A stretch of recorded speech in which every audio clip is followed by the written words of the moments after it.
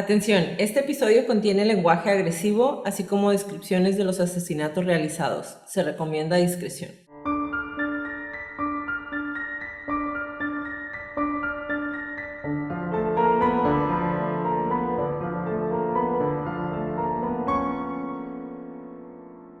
Hola a todos, bienvenidos a Crónicas de Crimen. Yo soy su host Jacqueline López y me acompaña como de costumbre Leti Mosqueda. Hi Leti. Hi, Jackie. Queremos invitarlos a nuestras redes sociales Facebook, Instagram y YouTube como @Crónicas de Crimen para que nos den follow. Ahí subimos toda la información y fotos de nuestras crónicas y a que nos comparten con sus conocidos. Compartan. Es la única manera de que más gente pueda escuchar nuestras crónicas. Comenzamos.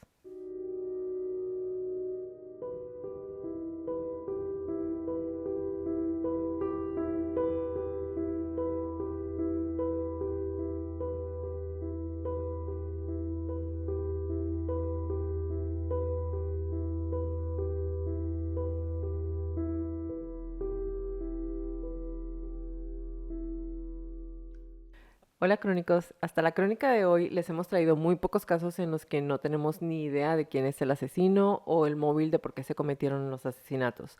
Regularmente tenemos uno o el otro, o por lo menos sobre un poquito acerca del asesino, pero la crónica de hoy nos priva de todo eso. No sabemos el por qué, no sabemos el cómo, no hay nada que nos diga quién pudo ser el asesino, bueno, entre comillas. Además de las teorías de conspiración que obviamente les voy a traer antes de que Leti nos dé el perfil del posible asesino. Después de varias muertes en cuestión de una semana y después de confirmar que lo único que tenían en común las víctimas eran frascos de Tylenol extra fuerte en sus casas, la policía inició una investigación para dar con el responsable. 40 años después, seguimos sin saber quién causó la muerte de las 7 víctimas.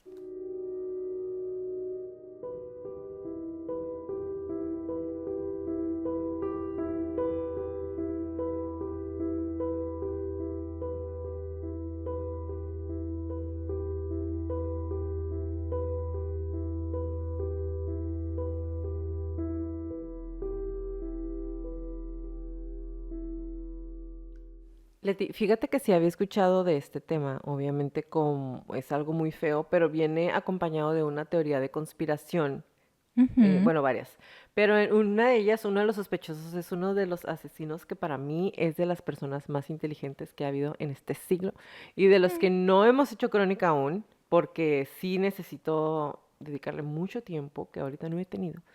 No les voy a spoilear, pero se me hizo un caso fuerte y se me hizo un caso muy triste, muy rápido, muy... ¿Qué está pasando? ¿Qué está pasando? No sabemos qué onda. Ujú. Dime un poquito cómo te hizo sentir la investigación de este caso. Fue, a diferencia de los poquísimos casos que hemos hecho que no sabemos quién fue, o incluso cuando vemos Unsolved Mysteries, que es uno de los programas que vemos juntas, cada quien en su casa, a veces juntas, con este es como, y de verdad quisiera que encontraran a quién fue porque hay muchas preguntas que quedaron en el aire y entonces siempre es como un sentimiento como entre insatisfacción y la incertidumbre en general al ser humano no le gusta. Somos enemigos de la incertidumbre, pero a mí como que, oh, no sé, me hace sentir Y rara. sabes que hablando de incertidumbre y de ese tipo de sentimientos, esta semana, ayer, precisamente uno de nuestros crónicos, no apunté el nombre, discúlpame, pero tú vas a saber quién eres, me mandó que van a reabrir el caso Sí, sí. de, De de esta John JonBenet. Benet Ramsey. Estamos ready. Estoy lista. Estamos ready para lo que venga. Espero. Que se venga así. Sí. Ratatata. Hablando de casos que no tienen nada que ver con este, pero que me hace querer sacar mi... Ratatata. En TikTok. Y no te los mandé precisamente, específicamente para hablarlo acá. He visto unos reenactments o Ujú, actuaciones o ujú. reactuaciones. No, no es una reactuación. Recreaciones. Ay, ¿cómo te Recreaciones, dice? ya sé. Recreaciones de la vida de los niños Eminem, de los Ajá, hermanitos de ajá, estos. ajá. Y Menéndez, estoy, Menéndez. Menéndez, se me olvidó su nombre. Me perturba bastante. ¿Qué te perturba? Independientemente, las reenactments, las recreaciones, Ujú. Porque independientemente de lo que yo piense del caso o de ellos, te ponen, o sea, son situaciones bastante explícitas y que como no me he dado la tarea de buscarlo porque tengo mis sentimientos con ese caso, no he visto de dónde sacaron la información, pero te ponen cosas muy de que la mamá lo permitía 100%, que el papá sin Y tapujos que de sí, toda la métete al cuarto. familia lo sabía. Sí, Así es. me Yo, perturba bastante. O sea, me dijiste eso del caso, no de los reenactments. no, no de los reenactments, pero todo eso es a partir de que los chamacos de ahora quisieron saber qué está Los chaviza. pasando con los Meléndez. Y Ah, entonces empezaron a investigar y entonces sacaron la carpeta de investigación y ahí viene todo. ya. Entonces, yo por eso te digo, o sea, yo por eso sí les creo, porque todo, y la familia, y los primos, y los amigos, y todos los amigos que iban con ellos a la casa, y los papás de los amigos, ¿sabes? Ya sabían. Ajá, I know, pero, o sea, sí, empezamos. Para los que no saben, porque no son de este siglo, digamos que en su momento Tylenol era de los medicamentos sin receta más vendidos. Siguen siendo, ¿Sí, ahora no? es más Advil, pero Tylenol era de los medicamentos sin receta más vendidos. Se utilizaba para el dolor, se utilizaba si tenías gripa, cuerpo cortado, si te dolía la espalda, si tenías una reuma, si tenías tos normal, tos seca, gripa, flu, para casi cualquier malestar común que la gente tuviera, se tomaba un Tylenol. Básicamente era el medicamento más confiado a la hora de querer quitar un malestar común. Pero toda esa confianza se perdería en cuestión de días. Cuando la mañana del miércoles 29 de septiembre de 1982, Mary Kellerman, de solo 12 años, se despertó alrededor de las 6:30 de la mañana diciendo que no se sentía bien para ir a la escuela. Le dolía la garganta sentía que tenía un poco de gripe, por lo que su papá fue al botiquín, sacó una pastilla de Tylenol del bote que su esposa había comprado un día antes, arropó a su niña y le dijo que no iba a ir a la escuela, que se acostara y descansara para que se sintiera mejor. Después de asegurarse de que se tomara la pastilla, que no la escupiera ni nada, él se regresó a su cuarto y escuchó cómo ella entraba al baño. Luego escuchó un ruido fuerte y se levantó para ver si su hija estaba bien. Tocó la puerta del baño y no contestó. Tocó otra vez y como no le contestaba, empujó a la puerta y encontró a su niña todavía en pijama, inconsciente. Cuando la ambulancia llegó, ella estaba con paro cardíaco. Se la llevaron al hospital y a las 10 de la mañana fue declarada muerta. Sin tener conocimiento de lo que estaba pasando, los doctores pensaron que había muerto de un derrame o de un infarto. Pero ¿qué niño sufre de un derrame cerebral o de un infarto a los 12 años? No es común.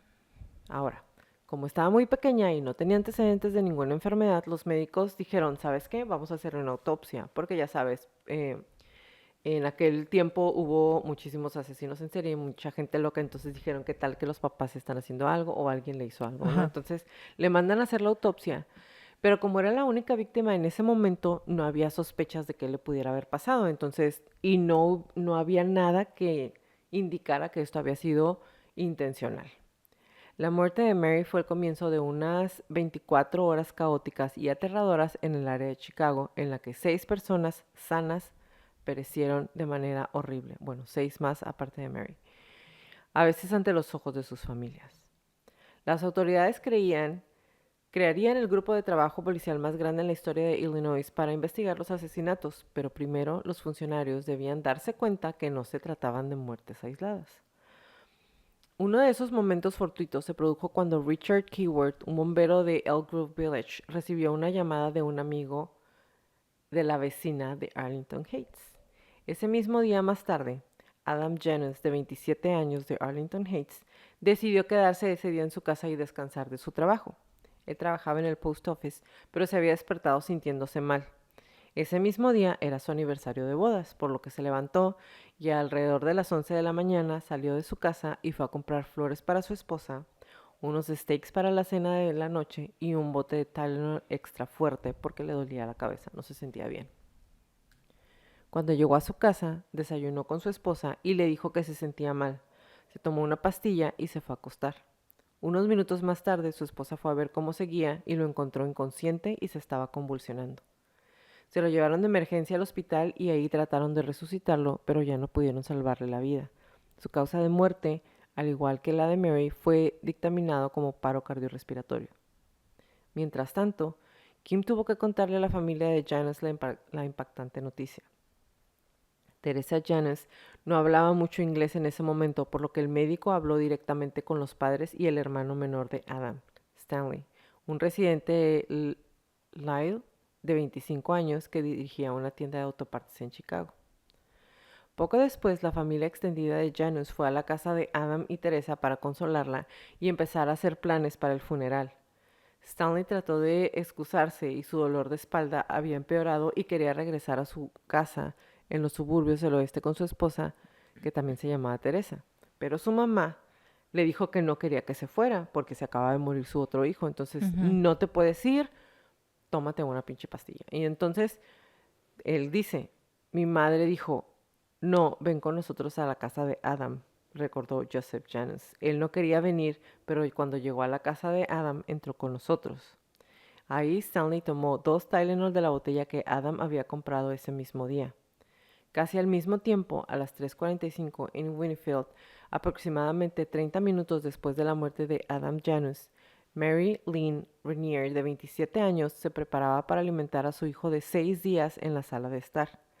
Tenía dolor de cabeza y ese mismo día había comprado Tylenol extra fuerte en una tienda de comestibles. Siguiendo el consejo de su médico, que le dijo que era lo único que podía tomarse, porque estaba lactando, se tomó 2 cápsulas y se sintió mareada casi de inmediato. Trató de llegar al baño, pero se derrumbó en una silla de la cocina y empezó a tener convulsiones.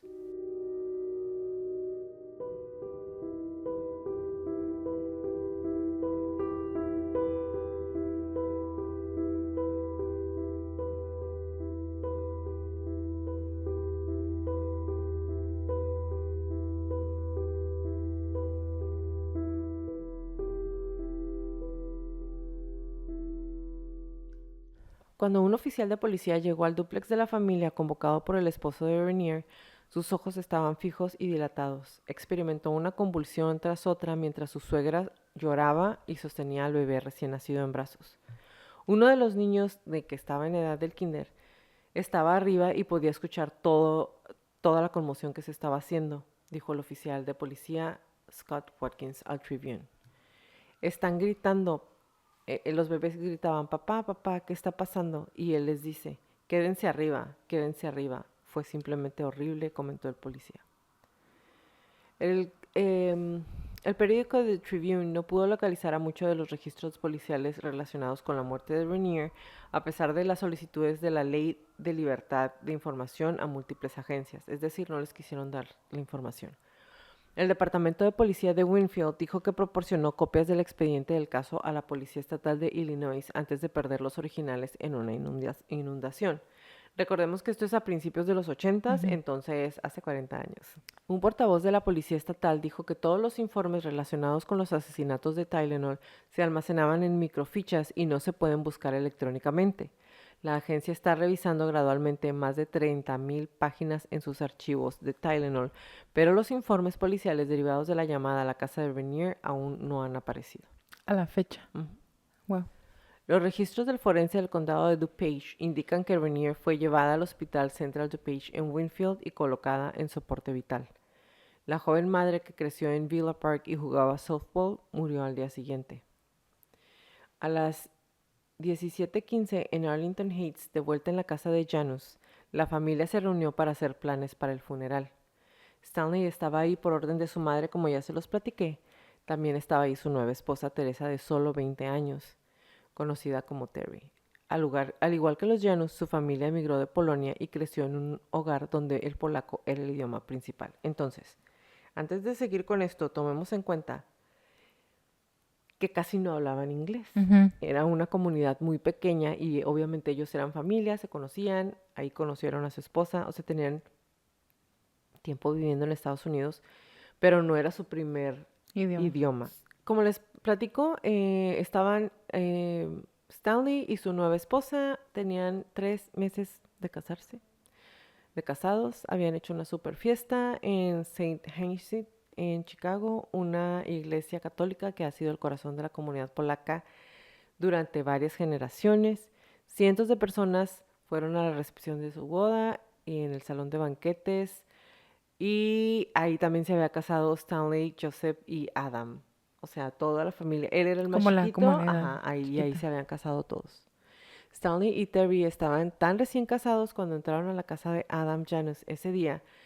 Güey, se me hizo súper triste esto, que ni Sí. siquiera habían recibido las pruebas de las fotografías del día de su boda. Nunca vieron sus No, fotos de no. casados. Nunca verían las imágenes de Terry con un vestido de encaje, nunca vieron las fotos de ella con sus damas. Mm, Los recién casados estaban en la casa de su hermano, llorando porque se había muerto el hermano de él. Y Stanley sufría dolor de espalda, como ya se los dije, tenía un dolor de espalda crónico y dolor de cabeza debido a la tristeza del día. Dijo que necesitaba tomarse unas Tylenol porque le dolía mucho la cabeza. Preguntó si alguien más quería un poco. Su mamá dijo que no. Ella traía sus propias pastillas y ya se había tomado 2 pastillas en el hospital. Pero Terry, su esposa, dijo que le dolía mucho la cabeza y que también le diera 2 pastillas. Entonces toma 2 pastillas él, le da 2 pastillas a su esposa, toman agua, se toman las pastillas y se van. Momentos después, así minutos después, Stanley sale agarrándose el pecho y dice que se siente muy mal, se empieza a desmayar y su hermano Joseph lo agarra y lo tira al suelo.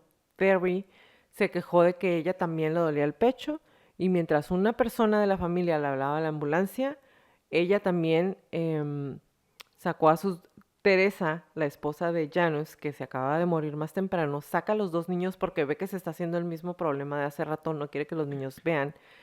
Em, Llegan los bomberos, los paramédicos de la estación 3 y uno de ellos llega y dice, no puede ser posible que nos estén hablando de una emergencia cuando en la mañana fui a la misma casa a Sí, sacar a un chico que se murió y que tenía específicamente los mismos síntomas. Él iba llegando a su casa y le hablan y le dicen, necesitamos que te regreses porque tenemos una emergencia. Y ya va asustado porque dice, otra vez es lo mismo, sí, ¿cómo puede claro. ser posible que 2 personas en la casa? Y entonces cuando va para allá, se dan cuenta de que no nada más es una persona más, sino son dos. Siguen a la ambulancia y dice, mientras bajamos por la calle había una multitud de personas, dijo Kramer, que estaba en el camión de bomberos que lo seguía. Y cuando nos detuvimos en el frente, empecé a subir a la casa y pude escuchar gritos que salían de la casa. En el interior, los paramédicos intentaban revivir a Stanley mientras estaba en el piso, y uno de los médicos miró a Kramer con miedo en los ojos y le dijo, esto es exactamente lo mismo que sucedió al hombre de esta mañana, y lo perdimos. Terry agarró el hombro de Kramer en busca de apoyo. Stanley, Stanley, le gritó a su esposo que estaba inconsciente. Luego ella gritó y cayó al suelo. Kramer supuso que ella se había desmayado porque estaba viendo a su esposo enfermo, pero Mm. cuando le dio la vuelta se dio cuenta de que le estaba pasando lo mismo que a él. Su respiración era superficial y sus ojos estaban fijos y dilatados. Así que ahora tengo 6 paramédicos trabajando en 2 personas y estoy viendo lo que está pasando y dije, chicos, esto no es un ataque al corazón, algo aquí está muy mal.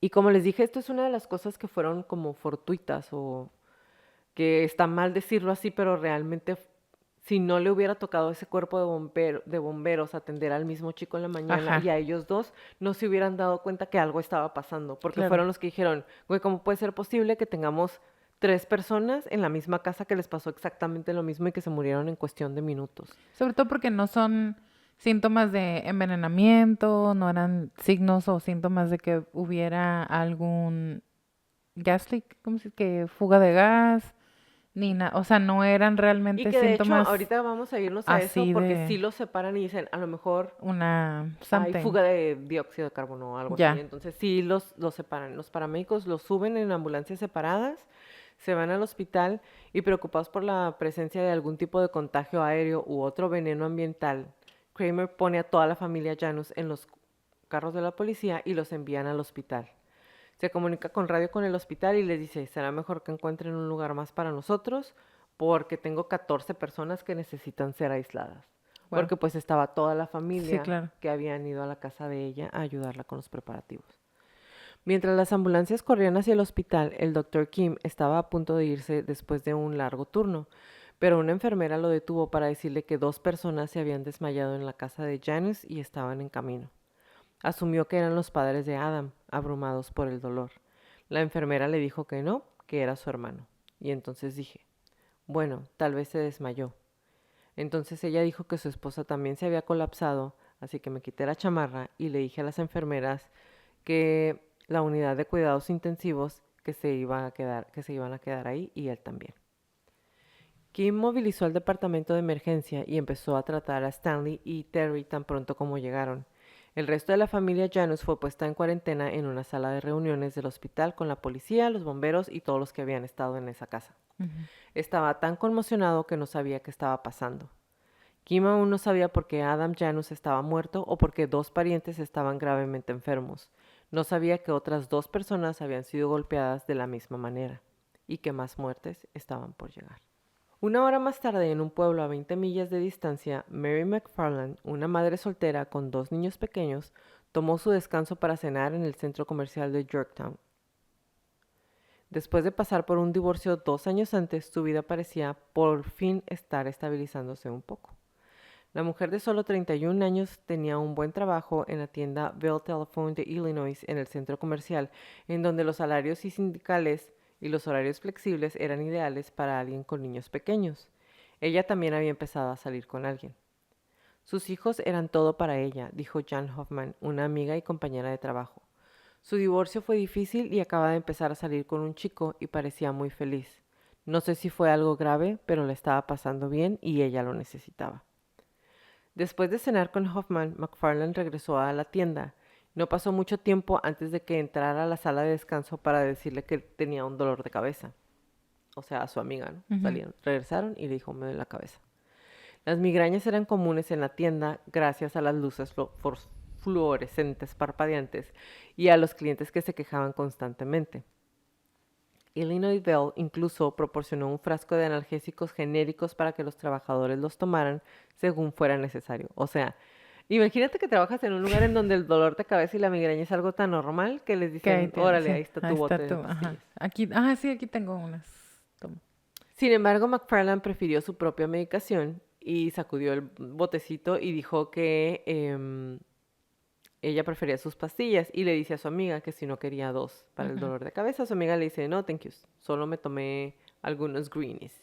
Fue difícil, dijo Hildebrand, luego que ella caminó de regreso al piso, pero McFarland regresó rápidamente a la sala de descanso. No sé si fueron más de 10 minutos, dijo Hildebrand, pero dijo, no me siento bien, y simplemente colapsó. Todos estamos tratando de hacer RCP o resucitación cardiopulmonar y llamar al 911 y todo ese tipo de cosas. Llegaron los paramédicos y dijeron, ¿sabes si tomó algo?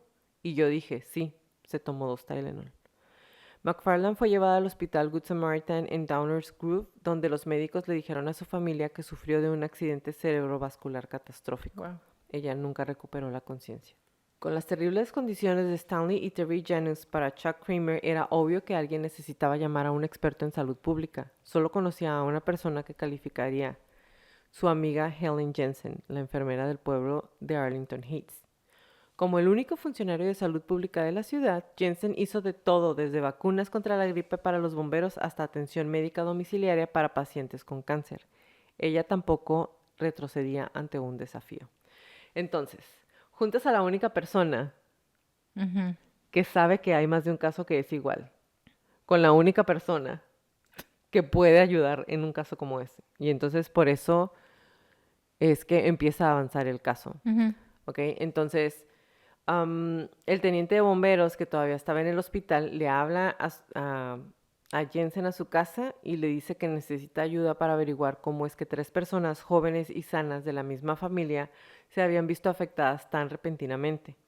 Jensen, que había estado preparando la cena para su familia, agarra las llaves de su carro y sale corriendo de la casa todavía en shorts y chanclas y camiseta. Llega en 15 minutos y entra a la sala de cuarentena y la gente adentro, así como de que, wow, ¿cómo pudo entrar si los tienen en cuarentena y no Sí. saben ni qué show? Y ella llegó de, con permiso, voy a ver qué está pasando, ¿no?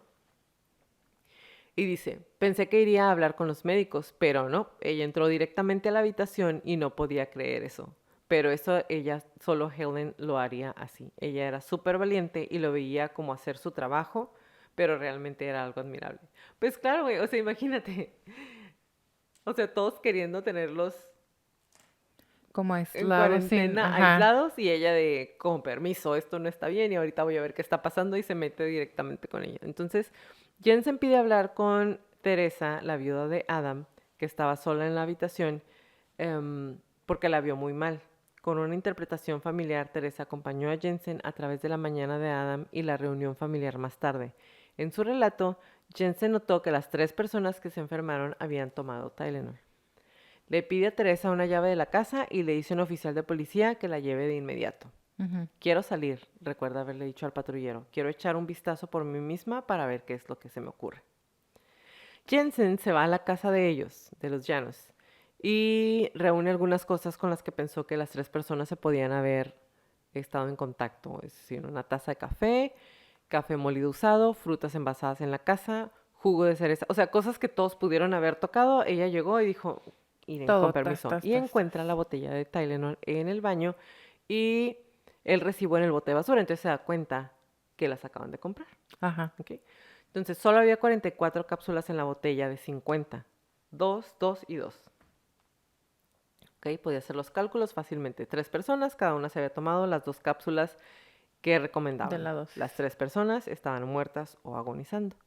Regresa al hospital en donde encuentra un representante de la oficina del médico forense y le deja la botella de plástico sobre la mesa. Y ella dice, tiene que ser el Tylenol. ¿Ok? Qué rápido porque hemos visto situaciones un tanto más obvias y de no, no sabemos. Pero Tendremos que investigar. es que, ¿sabes qué? Por eso digo que yo pienso que sí es algo fortuito, porque ¿cuáles son las posibilidades de que la única persona Exacto. que vio a las 3 personas ponerse mal, es decir, el capitán de bomberos, Haya sido conozca a la única persona que que podría haber. podría haber dicho esto fue?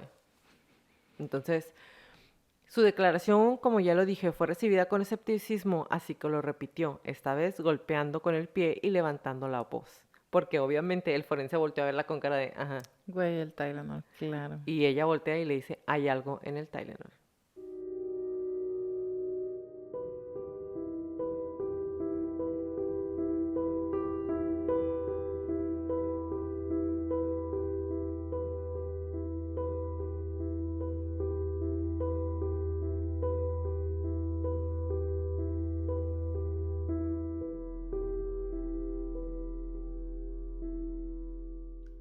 Sintiéndose frustrada y sin ser escuchada, se fue a casa y se sirvió un whisky escocés. Qué rico. Mira, para el Scotch frío. whisky. Ujú, Sí. con hielo. Le dijo a su esposo que todavía había vidas en peligro y que no podía lograr que las personas adecuadas le creyeran. Lloró hasta que se quedó dormida. Soy una mujer y una enfermera. Nadie me iba a escuchar. A las 8:34 en Chicago, mientras Jensen buscaba en la casa de Janus, la asistente de vuelo de un avión United, Paula Prince, aterrizó en O'Hare después de un largo día en el que trabajó en un viaje de regreso desde Las Vegas y luego de ida y vuelta a Hartford, Connecticut. Connecticut. Revisó el tablero de vuelo después de aterrizar y vio que su amiga Jan Regula Levengood, una asistente de vuelo que vivía en el mismo edificio de condominios de Old Town y compartían la pasión de Prince por los viajes y la diversión, no llegaría hasta dentro de una hora más o menos. Entonces dijo, ¿qué hago? Prince escribió una nota a su amiga diciéndole que se había ido a casa y que hablaría con ella más tarde. Prince le dejó en el buzón del aeropuerto el mensajito a su amiga y se fue. Y le puso, vamos a encontrarnos para tomar una copa más tarde. Tengo noticias emocionantes que contarte. De camino a casa, Prince se detuvo en un Walgreens cerca de su edificio. Walgreens, para los que no saben, es como Como una una farmacia farmacia, que vende licor y como un pantuflas mercadito de abarrotes, pero más grande, y hay farmacia y licores y licores. y calcetines. ¿Hay calcetines en Walgreens? Peluches, calcetines, chocolates. Es que el otro No día puedo, fui. no puedo, no puedo, no puedo, no puedo, no puedo. Es maravilloso, No, está súper no, barato no, y te ponen la no, vacuna de este. no puedo. Ah, ¿ese es un Bonds? No, no, sí fue un Walgreens. Sí, en Walgreens sí hay. Una sola vez entré a un Walgreens y tenían como tapete o Tienen tazas de baño incluso. alfombra Ajá. y la alfombra estaba asquerosa, güey. No, Y pues haz de nunca les cuenta vas a entré y perdonar. dije, Nunca. ¿Cómo con tu alfombra está así si eres una farmacia Bayer? Sí, no, nunca los vas a perdonar. Esa que yo fui, como estaba en un No, fancy lugar, no, no, no. estaba espectacular. No, yo esa no. Y yo no puedo tomar en serio un lugar en el que venden un mono de peluche y, y ahí es farmacia. Y Bye. tienen toda una sección de cosas raras. O sea, esto no es importante ni relevante. Bueno, Otro día. un Walgreens. Llegó al Walgreens cerca de su edificio. Una cámara de seguridad tomó una imagen de Prince en la caja registradora, todavía vestida con el uniforme de United Airlines que constaba de un traje de pantalón azul marino, un pañuelo en el cuello y zapatos de tacón alto. La foto capturó el momento exacto en que la nativa de Nebraska de tan solo 35 años compró su propia muerte. A las 9:16 pagó $2.39 por una botella de Tylenol extra fuerte de 24 unidades. Ahora, tomen en consideración esto. La primera que encontró en la casa de los Janus era de 50. Sí, Esta es de 24 unidades. justo iba a decir, ¿escuché mal antes Mm-mm. o se pasó Randomness. esta persona? Era al azar. Cuando llegó a su casa, Prince se puso un camisón floreado, se pone su pijama, se quita el maquillaje, se toma una pastilla porque le dolía la cabeza y esto se me hizo bien triste porque ella se compra los Tylenol y luego se dan cuenta que en su bolsa de viaje, en su equipaje, ya traía un bote. Ah, sí, tan solo. Ajá. Su amiga y la hermana de Prince encontraron su cuerpo sin vida 2 días después, sin parecerse en nada a la llamativa mujer rubia que conocían. Sí, güey, 2 días. Qué triste. Pero, ¿que no se iban a ver más tarde o era como un, hay que vernos luego? No, sí era como hay que buscarnos porque estaban las dos en el mismo lugar, pero a lo mejor su amiga dijo, Ah, pues me quedé con la idea de que se iban a ver en la nochecita, o sea, más tardecito. entonces decían de ella que siempre había estado súper bonita y realmente sí estaba bonita, Mm. súper rubia, así despampanante. En el funeral de Prince, un hombre se acercó a su amiga Regular Lavengood y se presentó. Dijo que había conocido a Prince durante una escala en Las Vegas y que se había enamorado de inmediato y locamente de ella. Me puse chinta. Qué triste, ¿verdad? Sí, me dieron ganas de Sadness. llorar. Sí, así es. Él, él le dijo que se iba a casar con su amiga. Era la noticia de la que su amiga le dejó el papelito. No, quiero llorar. Así es. Después de 2 horas en cuarentena y el bombero Kramer escuchó que el doctor Kim, am, que Stanley había sido declarado muerto y que Terry estaba con soporte vital sin posibilidad de que se fuera a recuperar. Kim dijo que no creía que las muertes hubieran sido causadas por algo ambiental, sino por algo que todos habían ingerido. Estaba tratando de encontrar un experto en venenos que lo ayudara a hacer un diagnóstico. Los socorristas fueron liberados de la cuarentena con instrucciones de descontaminarse en sus estaciones de origen, solo para estar seguros. Los médicos admitieron a todos los Janes en el hospital para observación durante una noche por la misma razón, pero pues no, a nadie le pasó nada. Joseph Janes compartió una habitación con su hermana Sofía. Los hermanos pasaron una noche sin dormir porque tenían miedo de que no se fueran a despertar si se quedaban dormidos. Estaba mirando a mi hermana y ella me miraba a mí para ver si todavía estábamos vivos. Pensé que nosotros también nos íbamos a morir. Imagínate el caos, güey. O sea, Es que me puse a pensar, a lo mejor les daba miedo quedarse dormidos porque como a todos los anteriores les dolía la cabeza, se iban a tomar una pastilla, se iban a ir a dormir. O sea, y es algo tan vital y... sin descansar, tan normal, me voy a Ay, acostar porque me duele la cabeza. Sí, se me... No, a mí lo que me causa mucho como trauma, como ¿conflicto? tristeza, no conflicto, me da mucha tristeza, es que es toda una familia, güey. Sí, O sea, a la señora se murieron 2 hijos en un sí, solo día. sí. O sea, se me hace como súper triste. Mientras la familia Janus rezaba, Kramer y su equipo se regresan a la estación de bomberos. En el camino, Kramer llamó por radio y notificó a los despachadores de emergencia que sus camiones estarían fuera de servicio hasta nuevo aviso. Minutos después de regresar a la estación sonó el teléfono. Era su amigo cercano y teniente de bomberos de Arlington Heights, Phil Capitelli. Siempre dispuesto a tener un escáner cerca de sus días libres, Capitelli quería saber qué qué había sucedido en la estación como para cerrarla completamente. Ujú. Kramer, que había escuchado la conversación de Janice con la viuda de Adams, Janus, le contó sobre la familia y su misteriosa enfermedad. Kramer le dijo a su colega que no tenían nada en común excepto que cada uno se había tomado las Tylenol. La información hizo clic con Capitelli. Le contó a Kramer sobre su investigación sobre la muerte repentina de Mary Kellerman y que ella también había tomado Tylenol momentos antes de colapsar. Oh, Dios mío, simplemente te golpea, recordó Kramer. Alguien está envenenando indiscriminadamente a la gente. Y aquí sí me puse chinita, porque de la manera más random, de la manera más Aleatoria. aleatoria posible, en una botella de medicamento que tú sabes que toman desde niños pequeños, Mujeres embarazadas, mujeres lactando. lactando, hasta adultos mayores. O sea, Tiene no es, un no es, alcance. no es como, ah, se van a morir hombres que trabajan en oficina, se van a morir mujeres, ¿sabes? Es, pues que se muera el que se tenga que morir, así sean niños, Sí, o sin sea, discriminar.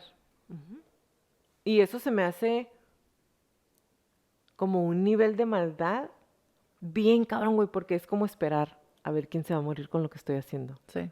De que se va a morir alguien, se va a morir. ¿Quién? Pues ahí será lo que Dios quiera, ¿sabes? Es lo de menos. Se me hace, o sea, eso ¿Quién es lo de menos para esta persona? se me hace súper, como súper traumante. No inventen, ¿cómo puede, o sea, cómo te puede valer tanta madre una vida? O cómo puedes odiar tanto, no digo, no sé, tú nos vas a decir qué es, pero Ahorita. es como, ¿cómo puede ser posible? Sí. Al final, solo una sustancia en la que podía pensar que mataba a las personas tan rápidamente sería como el cianuro. Él pensó que eso era. Era un pensamiento descabellado, pero era la mejor explicación que podía ofrecer. Su hospital no podía realizar pruebas de cianuro en ese momento, por lo que encontró un laboratorio de 24 horas en Highland Park, puso 2 viales de sangre, uno pertenecía a Stanley y otro a Terry, en un taxi y les dio instrucciones al conductor de dónde tenía que llevarlos. Y eso a mí me habla sobre... Todo el caso está muy feo, pero siempre hay gente que le importa a la demás gente. Sí, como que se hace comunidad inmediatamente. Y este tipo de personas como el doctor que dices tú, no tiene ni el más mínimo atisbo de error el hecho de que él haya escogido ser médico como profesión, ¿sabes? Porque imagínate qué tantas eran sus ganas de saber qué era lo que estaba pasando, que él sabía que su hospital no podía hacer las pruebas y Sí, entonces yo decido mandar 2 pintas de sangre y lo voy a mandar a otro hospital y le digo al chofer a dónde las tiene que llevar para poder para reaccionar de manera acelerar. rápido con esto. Ajá. Dice que él dijo, tal vez, o sea, van a pensar que estoy tonto porque estoy mandando a analizar la sangre de ellos, pero para él era como, dice, mi espalda estaba tan contra la pared que yo necesitaba saber qué era lo que estaba pasando. No tenía nada más que ofrecer, Más más que que ese. decirles, la sangre está envenenada, sí o no, y fue lo único que pude hacer. O sea, era como, era la única contribución que yo podía darles, Ujú. porque no tenía nada físico, entonces, ¿qué puede ser? Puede ser envenenamiento. Yo no lo puedo hacer aquí en mi hospital, lo voy a llevar a otra parte, porque es lo único que yo puedo aportar en todo esto. Y eso se me hace como, más adelante se van a dar cuenta si salva o no más vidas, pero eso se me hace ya, es ya como un héroe, ¿sabes cómo se me hace de esa gente que dices, Sí, que no se quedó nada sí más hay gente con, que le lo que puedo. importa? Y eso es, cuando a mí me preguntan, ¿cómo puedes leer eso todos los días? ¿Cómo puedes leer cosas así todos los días y no ponerte triste? Sí, me pongo triste y lloro, muchas veces lloro. Pero este tipo de personas em, son las que te hacen pensar que por eso no nos han mandado otro diluvio a hacer reboot al mundo. Porque existen personas como él que realmente tratan de ayudar con todo lo que tienen a los demás, ¿no? Ujú, Y eso se me hizo como súper admirable de este señor. ujú. Mientras tanto, un oficial de la policía de Elk Grove Village había llevado la botella de Tylenol de la casa de Kellerman al hospital y se la dio a Nicholas Peaches, un investigador de la oficina del médico forense del condado de Cook. Peaches ya tenía la botella dejada por Jensen. Ambas botellas tenían el mismo número de lote. Pichos llamó a su jefe, el doctor Edmund Donahue, subdirector médico forense del condado de Cook. Donahue, que estaba en casa, le dijo que abriera una de las botellas y oliera adentro. Tan pronto como abrí la tapa, pude oler el cianuro, dijo Piches en una entrevista. Recuerdo que huele a almendra quemada de mis clases de química en la universidad. Y las personas que hayan leído El amor en los tiempos del cólera van a saber, porque desde que empieza, aún puedo recordar el olor a las almendras quemadas. Algo así empieza, y es Ujú. del amor en los tiempos del cólera, porque es el veneno, es el cianuro. Donahue llamó a Michael Schaffer, el jefe de toxicología del condado, y le pidió que fuera a la morgue y realizara pruebas en las cápsulas de Tylenol confiscadas. Era la primera vez que Donahue recordaba pedirle al departamento de toxicología que trabajara toda la noche. Las pruebas mostrarían que 4 de las 44 cápsulas restantes en la botella de Janice contenían cianuro. 4, güey. What are the fucking odds? Tenían otras 40 pastillas y los 3 se tomaron las pastillas que sí tenían cianuro. Todo este tiempo pensé que todas las pastillas de ese No. frasco traían cianuro. Yo también, pero no. Eso es muy interesante. Continúa, por favor. Ahí va. Los registros indican que cada cápsula tenía que cada una de las 4 restantes que tenían entre 550 y 610 miligramos de veneno, casi 3 veces la cantidad necesaria para matar a alguien. Wow. A la 1:30 en Arlington Heights, en las primeras horas de la mañana del 30 de septiembre, un técnico de laboratorio de Highland Park llamó para notificar a la doctora Kim que sus pruebas habían encontrado cantidades masivas de cianuro en la sangre de los recién casados. También le dijo que nunca había realizado una prueba de cianuro, pero le aseguró que había seguido los protocolos de detección. Hay tanto cianuro, recordó Kim que le dijo, es decir, es exagerada la cantidad que hay. O sea, no es accidental No, ni de o sea, pedo. es demasiado. Se descubrió que las cápsulas contaminadas se fabricaron en 2 lugares diferentes, Pensilvania y Texas, lo que sugiere que las cápsulas se manipularon después de que el producto se colocó en los estantes de las tiendas para su venta. La hipótesis de la policía era que alguien había sacado botellas de los estantes de las tiendas locales en Chicago, había colocado cianuro de potasio en algunas de las cápsulas y luego había vuelto a cerrar o a colocar los paquetes en los estantes de las tiendas para que los clientes sin saberlo las compraran. Además, tenemos que recordar que en aquel entonces, no sé si a ti te tocó, muy probablemente sí, ahorita ya la mayoría de las botellas haces presión y botan el seguro. Es decir, Ah, sí, sí me tocó el si, cambio. o sea, tienes que apachurrarle y truena para que ya hayas abierto el bote. Antes era bote normal. Y luego, después, ahorita tienen algodón, perdón, y algunas tienen esa capita que tienes que levantar para quitarlo. Casi todas ahora. Antes no tenían, o sea, Sí. te vendían así tal cual el bote de plástico y nomás lo Si abrías. acaso una de depresión. Ajá. Sí, y me tocó, nada que ver, no, nomás para sacar más chocha. Me acuerdo mucho de ese cambio de las botellas, de ser botellas completamente a presión para los que llegaron a ver Dennis the Menace o Daniel el Travieso, la película de los 90, ahí todavía sale una de esas donde no es las que presionas, porque una de mis tías trabajaba en Eli Lilly, que es uno de los laboratorios más grandes, y entonces siempre teníamos muestras de todo, y cosas innecesarias, no medicamento. Give me what you're trying on horses. No, no medicamentos, sino pues le daban prototipos de botes y así, y Bien felices. sí, todos bien felices. contentos. Entonces me acuerdo que de pronto las botellas que me daban a mí, que estaban vacías, que yo las usaba para jugar con tierrita, ya no las podía abrir porque estaba niña. O sea, te estoy hablando ¿Cómo estás dando? que tenía 5, menos de 8 años. Exactamente. Entonces, era muy sencillo que alguien pudiera tomarla, echarle las pastillas o mojar, no sé qué, cómo llegaron, o sea, cómo pensaron que las habían hecho. Ahí Es va. que, ah, es que yo pensé que eran todas las pastillas. No sabía que venían de 2 lugares diferentes. Ni había considerado la posibilidad de que en la tienda las hubieran abierto, le hubieran echado el cianuro. Y te iba a preguntar, ¿eran cápsulas de las de gel? No, no había de gel. No. De hecho, Entonces Tylenol no tiene gel. ¿O tiene Tylenol pusieron gel? Tylenol No. gel, sí. Ah, yo nunca los he visto. Y, o sea, gotas de cianuro y se absorbió por la... No entiendo. No Eso, creo, te voy eso a me vas a decir decir. que siento que pasó. Ahí te va. La hipótesis de la policía de Chicago era que alguien había sacado las botellas de los estantes, había hecho las pastillas como con cianuro y luego las había colocado, porque ahí te va. Em, bueno, además de las 5 botellas que provocaron las muertes de las víctimas, más tarde se descubrieron que habían otras botellas contaminadas en el área de Chicago. Ahí ¿Mm? te va. Lo que se piensa que pasó es que alguien había formado las pastillitas, Alguien las hizo. porque era la botella de 50 y venían 50 botellas, 50 cápsulas adentro. O sea, sacaron 10 y metieron 10, Ya veo, porque había 10 envenenadas, o sea, 10, las 6 que se tomaron ellos, más las 4 que quedaban son 10 cápsulas. ya veo. Y la botella era de 50. Entonces sacaron 10, metieron 10. Oh, wow. Ajá. Em, Esto cambia todo, amigos. Amistades.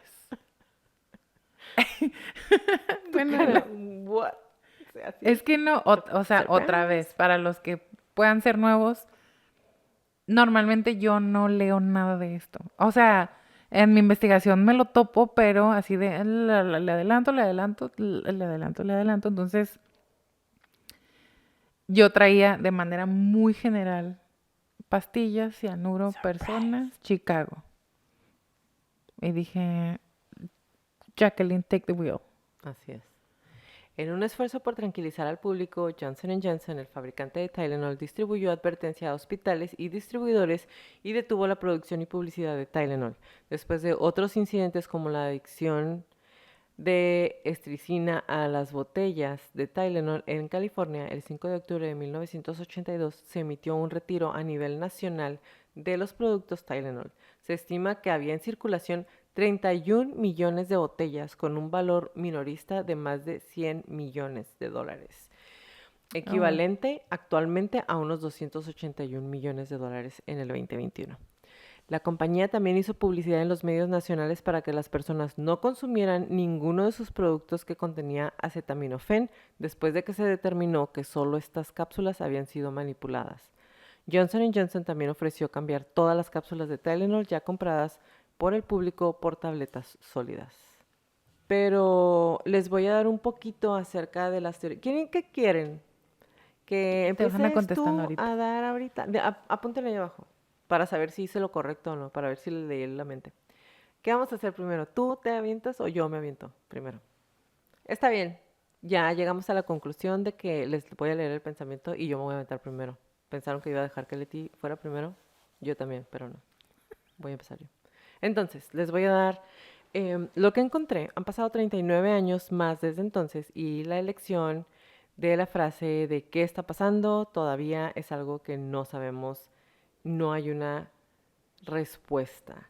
Pero les voy a dar las teorías de conspiración y para poder decirles quién es el que ya saben que a mí me emociona, la verdad, ahorita que lleguemos con él, es una persona que me da mucha tristeza porque le hicieron muchas cosas y cuando haga su episodio van a saber por qué me emociona, porque es una persona tan inteligente, tan inteligente, tan inteligente. Pero ahí les va. Ah, ya sé quién es. Las preguntas quién y por qué gritaban por respuestas y todavía gritan por respuestas. Todavía la gente quiere saber qué fue lo que pasó, quién fue. Porque imagínate vivir tantos años, 40 años, desde que pasaron las muertes, 39 y meses.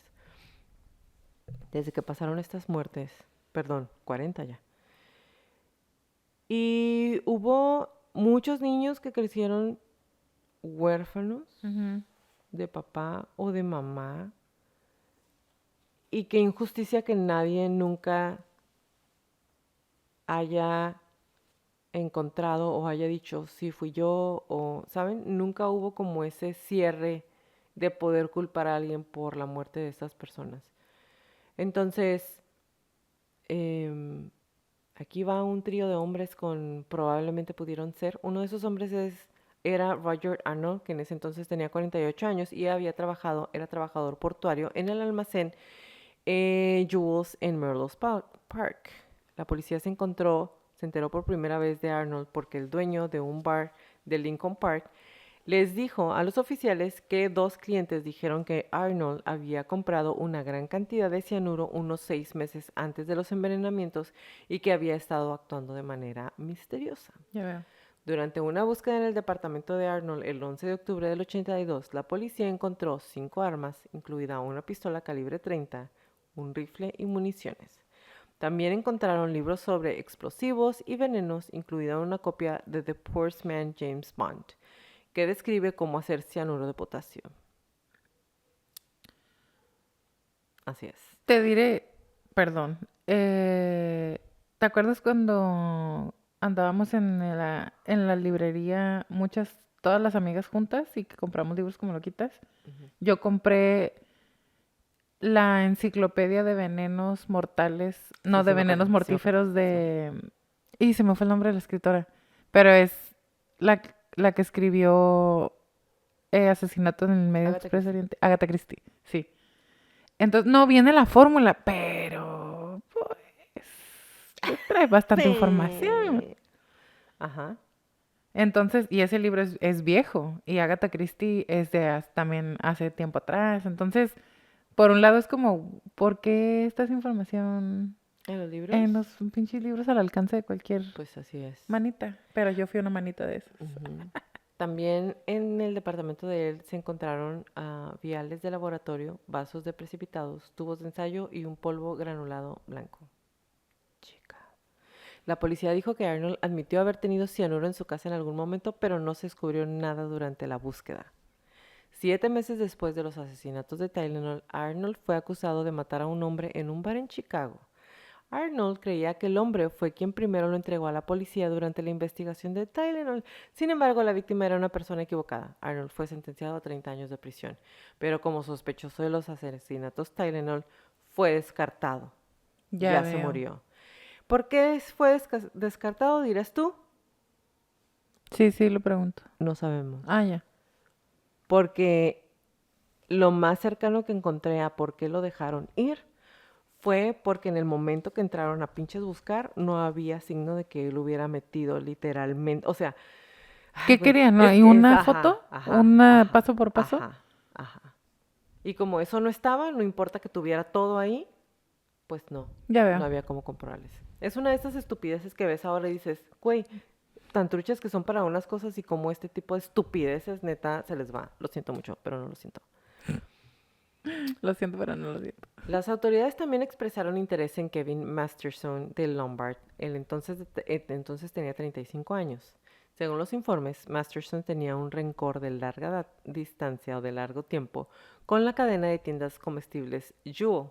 El arrendador de Masterson afirmó que el rencor se debió a un incidente en el que Masterson afirmó que su esposa fue maltratada en una tienda Jewel mientras estaba detenida por robar. Ah. Masterson creía que el incidente de alguna manera condujo a su divorcio. Ay, no. Después de una búsqueda a nivel nacional, Masterson se entregó al FBI en Los Ángeles y y fue detenido con una orden judicial del condado de DuPage por posesión de marihuana. Pero con respecto a los asesinatos Tylenol, Masterson también fue descartado más tarde. Ahora también está muerto. Ya veo. Eso deja un nombre más, ¿cierto?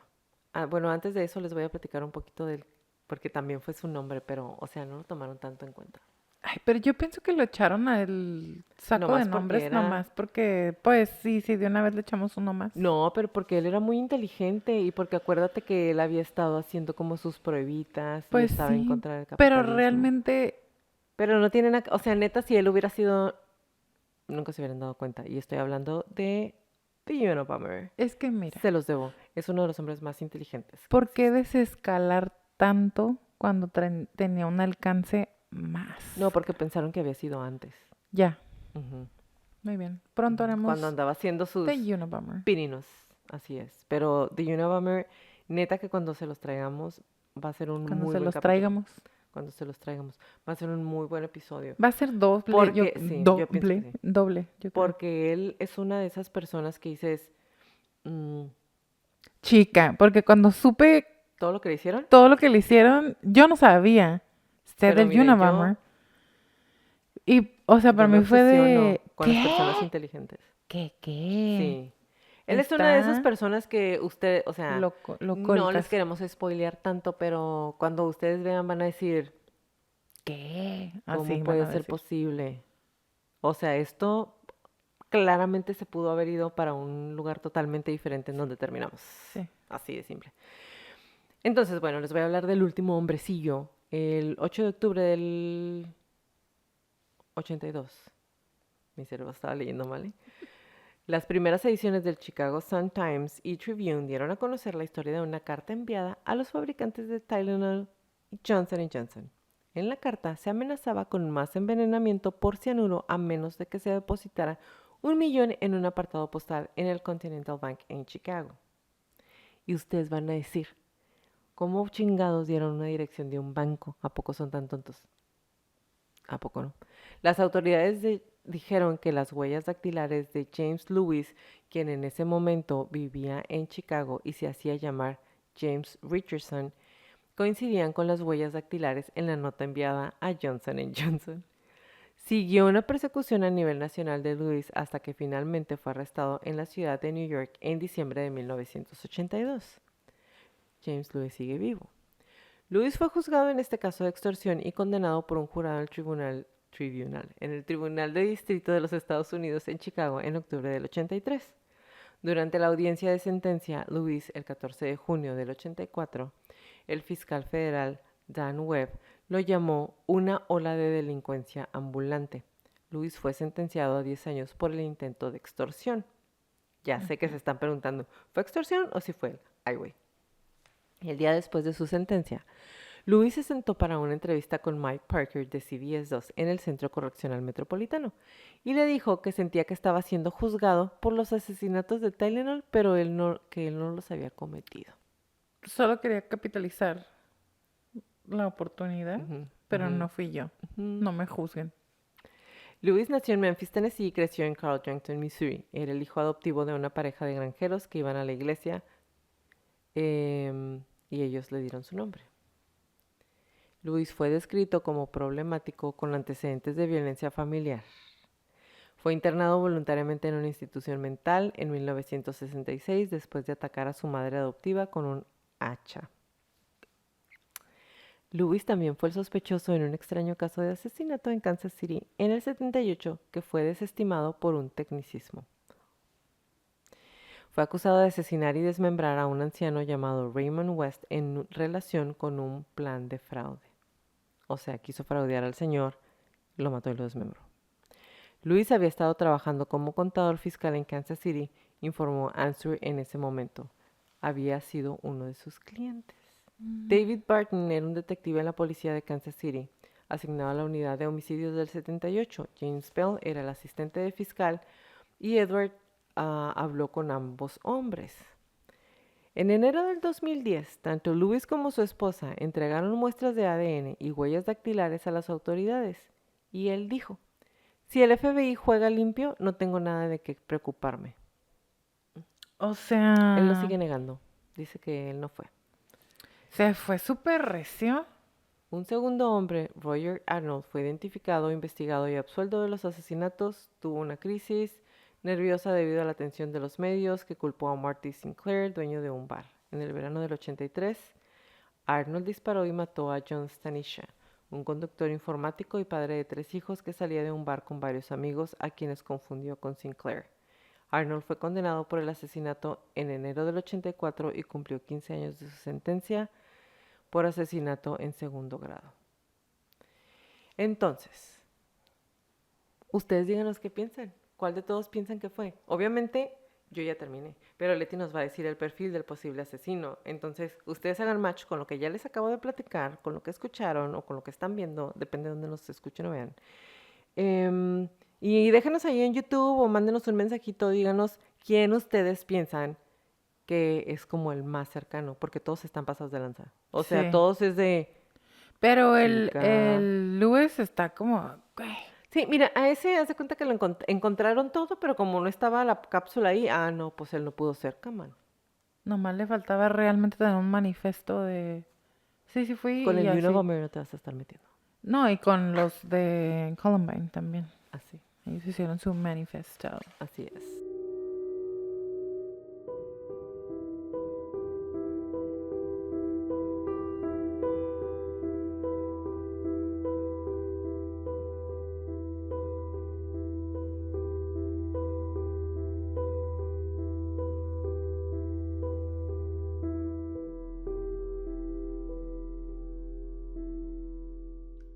Muy bien, nos vamos a ir con el perfil. Me encantó porque lo encontré. Esto no lo hice, yo no hice la investigación. Es el perfil psicológico criminal de John fucking Douglas, que es el perfilador del FBI, de los primeros del FBI, el del Mindhunter. Entonces, John Douglas describe a el perpetrator, que no puedo con esa palabra en español. Perpetrador. Al perpetrator Perpetrador. Ah, le pegué. como un hombre blanco entre sus 20 y 30 años, solitario, nocturno, deprimido, impulsado por la ira. Una persona que tendría episodios depresivos severos y sentimientos de desesperación. No desesperanza, aún desesperación. Convencido de que la sociedad le ha visto como un fracasado sin razón e injustificadamente, se siente inadecuado, desvalido, desesperanzado e impotente. Su vida estaría caracterizada por una larga lista de fracasos personales en educación, empleo, experiencias sociales, relaciones amorosas, románticas, posibles dolencias físicas o incluso una discapacidad. Dije, qué específico te fuiste, Douglas. Se ajusta al tipo de persona que constantemente está pensando en matar y no nada más pensando, sino que lo expresa una y otra vez en su pequeño, grande, mediano círculo social o con la comunidad con la que esté viviendo. Que es parte de lo que vimos, esa actitud específicamente es parte de lo que vimos no en el perfil, sino en realidad en la vida de Branch, de Branch. el capítulo, el episodio anterior. La novela pasada. La el no- capítulo de la novela pasada. Entonces se ajusta constantemente a ese tipo de comportamiento, pero hasta ese momento, es decir, hasta este suceso de los asesinatos con el Tylenol, no había podido, literal decía, echar mano y llevar a cabo. O sea, Ok. no había encontrado a su víctima o víctimas perfectas hasta este momento. Porque después de un evento o factor estresante, desencadenante o precipitante, fue cuando cometió el delito por fin. Es decir, le tronó la tacha. Tuvo que haber un trigger. Entonces. Tuvo que haber algo que fue un catalizador. Ujú. Entonces, y él dijo, y lo único que yo considero, o sea, Douglas, que pudo haber sido es una pérdida objetal, que puede ser, una pérdida objetal es un objeto de, que tú sientes casi como que te pertenece, ¿no? Pero es más bien una persona o un tipo de relación, padres, trabajo o una pareja sentimental. Okay. O lo dejó, y él dijo, yo pienso que es un hombre blanco que la mujer lo dejó porque él era por sus propios sentimientos de inferioridad y eso lo precipitó a que por fin pudiera llevar a cabo planes que ya tenía desde hacía tiempo, desde hace mucho tiempo antes. Oh, wow. Sí, el modus operandi sugiere que es una personalidad descuidada, distraída, no metódica u organizada. Ahora, hace rato que te dije yo como, ay, wow, porque como una persona descuidada, distraída, no metódica y no organizada hubiera podido ir a una tienda, tomar las botellas, abrir las cápsulas o el cianuro. Y no fue una sola, fueron en varias porque no todas las compraron donde mismo. Entonces, no que yo sea del FBI o perfiladora criminal, pero ahí dije, ¿cómo tienes las dos en la misma persona? Pero pues él es el del FBI, ¿no? Yo que no, nomás está aquí en mi sillón, Ni Agustamente. tan a gusto porque nos estamos muriendo de frío. Eso también. aunque no se puede descartar, esto es parte del informe, aunque no se puede descartar del todo a un ex empleado de Johnson Johnson o del mismo establecimiento donde se encontraron las cápsulas, es más probable que la motivación haya sido impulsada o completamente generada por ira generalizada. Es decir, pudo haber sido un ex empleado de Johnson Johnson o de la farmacia, pero no era nada más contra Johnson Johnson o contra la farmacia, era contra el mundo, como dijimos, es algo más indiscriminado, como lo que al que le toque. al que le toque, y con eso me conformo. ¿Saben cómo es el no me importa cuál sea la consecuencia, nada más quiero que haya O consecuencias? sea, así como era de fucking desorganizado para todo lo que hacía, fue desorganizado para matar. Ajá. El que sea. Ahí sí podría ser, a lo mejor a eso se refiere con la parte desorganizada, gracias por decir eso, porque entonces ya lo puedo conectar. Entonces, esta ira generalizada viene desde un resentimiento que tiene hacia la sociedad, que ya lo mencioné antes, que es como si la sociedad me juzga o me tiene catalogado como el malo sin tener razón, entonces odio a la sociedad y entonces me voy a vengar de toda la sociedad. Y eso me recordó de muchas maneras, no porque sea muy específico, pero mientras estaba leyendo y pasándolo a mis notas, me acordé de Breivik. Claro. Me acordé de Columbine. Me acordé de todos los mass murders. Todos los mass murders. Incluso de los chicos de la masacre en Navidad. Ajá. También me acordé de ellos porque no estaba tan focalizado. Era más hacer el mayor daño posible. También el tiroteo de Texas. O sea, es como... No importa quién, yo nada más quiero causar daño o dolor o cobrarme algo que tengo con... Esto que traigo, todos lo tienen que compartir conmigo. Sí, entonces es porque es una sociedad que lo ignoró o que le hizo algún tipo de daño o que él reclamó algo a la sociedad y no se le hizo caso. Entonces, incluso esto se va como aún más a profundidad porque... O sea, ¿viene alguna parte de narcisismo? Porque ¿cómo puede ser que no me estén haciendo caso? Sí, pero viene más porque el narcisismo trae mucho grandeza y eso es muy importante. Y Douglas más bien lo menciona como una persona que trae estos sentimientos de inferioridad. Y dice, me atrevo a especular que esta persona tenía un diario donde estaba documentando cada una de las grievances, ¿cómo se dice? Como cada una de los... Sí, entiendo. De las faltas de respeto de la sociedad hacia él. Estoy seguro que en ese diario estaba especificando por qué se sentía menos, por qué la sociedad tenía la culpa de eso y que por eso lo dejó su esposa. Como el de McDonald's. Ajá, y yo dije, cálmate, Douglas, o sea, como súper específico. Y a lo mejor soy yo porque también comparto el sentimiento. Dije, eso escribes de alguien a quien desprecias. Así de personal es alguien a quien desprecias.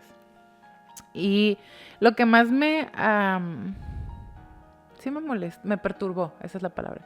It really bothered me. O sea, me causó mucha perturbación que Douglas dice, esta persona lo más probable es que revisitó el lugar después de los hechos.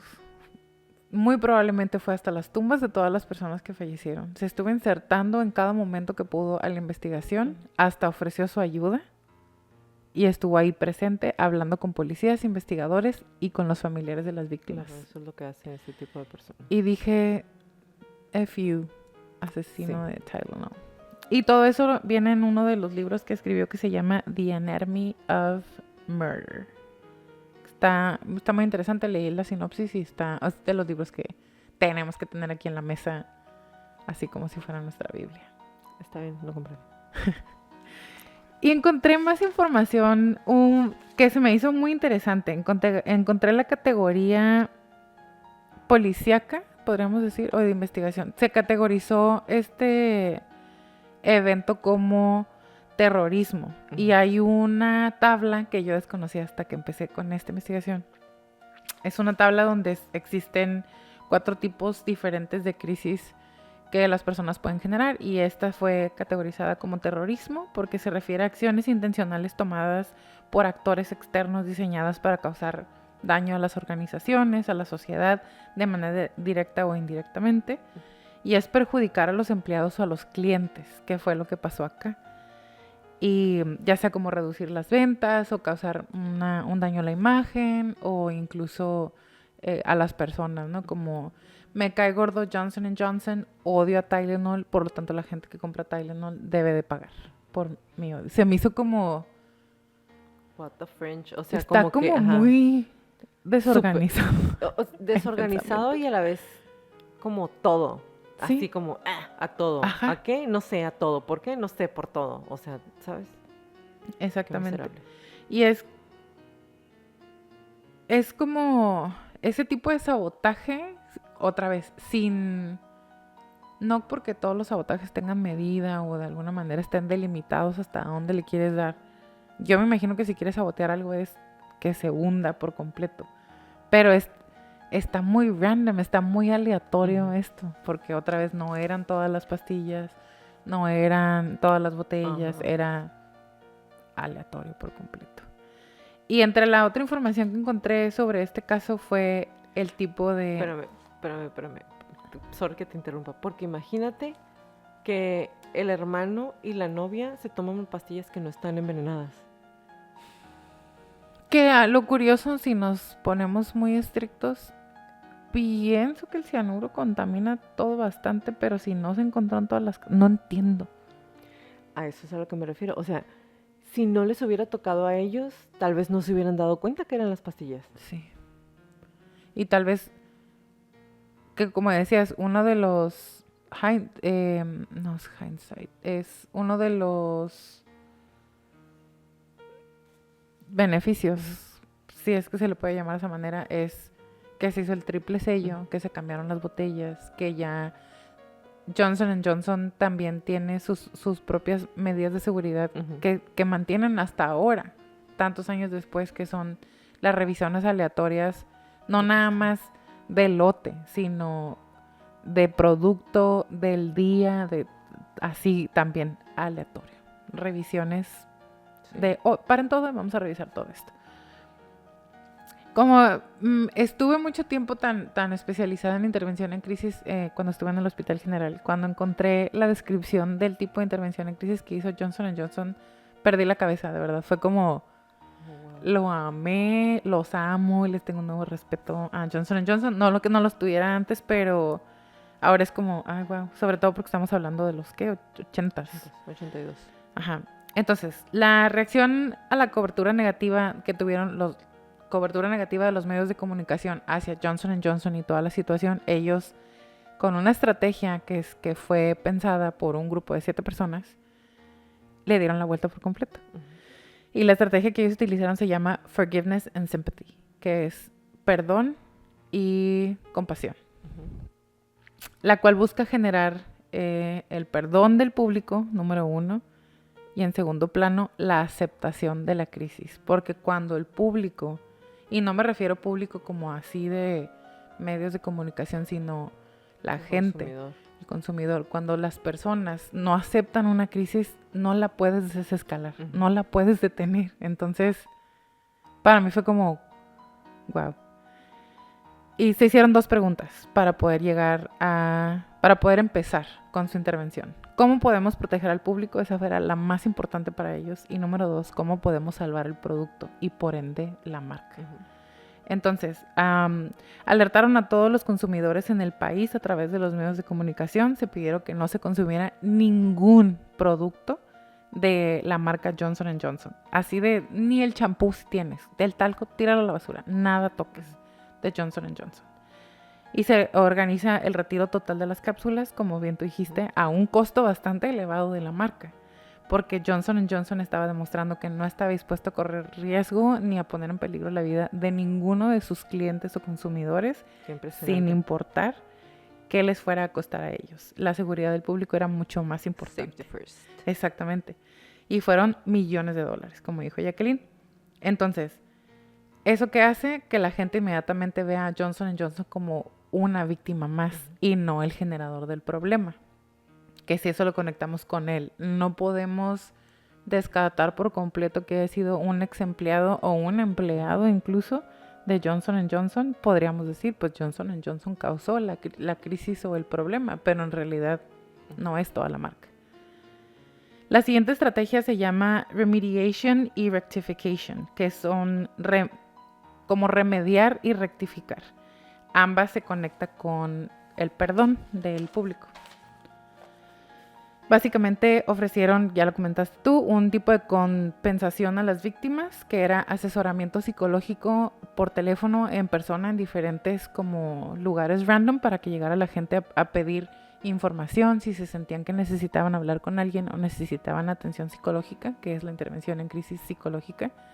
Ellos tenían a personas que estaban haciendo eso, que pensé, no era tan grande la intervención en crisis en los 80s, y no es como que tienen un departamento de intervención en crisis en cualquier empresa, como, ¿sabes? Y dije, mis respetos por todo lo que hicieron. Sí le invirtieron. Sí, y asistencia financiera a las familias de las víctimas. No nada más para ellos absorbieron el costo del recall que se hizo del retiro, sino ayudaron a pagar algunas de las cuentas para los familiares de las víctimas. Y creo que absorbieron casi todo el costo de como los servicios funerarios y todo eso.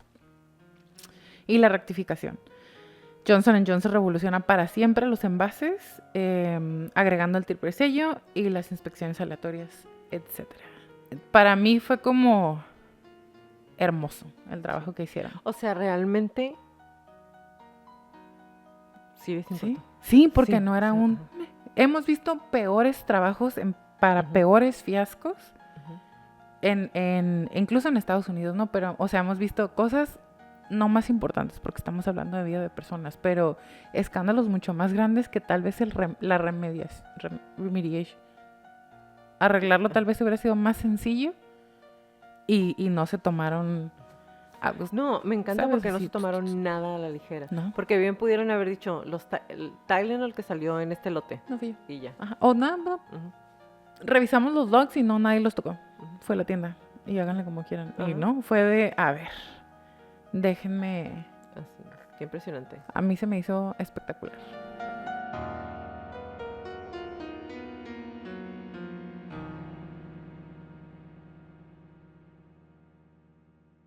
¿Ustedes quién piensan que fue? ¿Cuál de todos hace más match con la descripción que nos dio Leti, que le dio el Douglas? El Douglas, mi compita. Nuestro compa Douglas. Y déjenos saber. Y pues, gracias por acompañarnos en un episodio más de Crónicas de Crimen. Los esperamos en nuestro próximo capítulo. Si les gustan nuestras crónicas, por favor regálenos un review en iTunes o en Spotify. Déjenos más mensajes. Cada interacción nos funciona, cada interacción es buena para nosotros y nos hace muy felices a la Leti y a mí. Suscríbanse a nuestro canal de YouTube. Si conocen más gente, si tienen más de una cuenta de YouTube, suscríbanse a las con dos todas, cuentas, por además, favor. habrá una extra cada quien. Y danos ahí una suscripción. Y recuerden, si tienen alguna crónica que quieren que pase a la lista de nuestras próximas temporadas, muy probablemente ya no va a aparecer en esta porque ya estamos llenos, la verdad. Pero ahí las vamos poniendo. Si tenemos todo lo que nos mandan, mándenos un correo a info@cronicascrimen.mx. Chica, me andaba robando tu línea. Ya sé. La última Dije línea yo, final está bien. no. Como le repetimos en todas las crónicas, créale a su instinto siempre. Si algo no se siente bien, si algo me dice que se le haga corriendo, vete. Es mejor parecer paranoico y estar a salvo a quedarte y poner en peligro tu vida. Ahora sí, bye Leti. Bye Jackie, bye Crónicos. Toda la redacción y búsqueda de esta crónica fue hecha por mí. Todo el perfil clínico fue realizado por Leti Mosqueda. Música por Kevin MacLeod.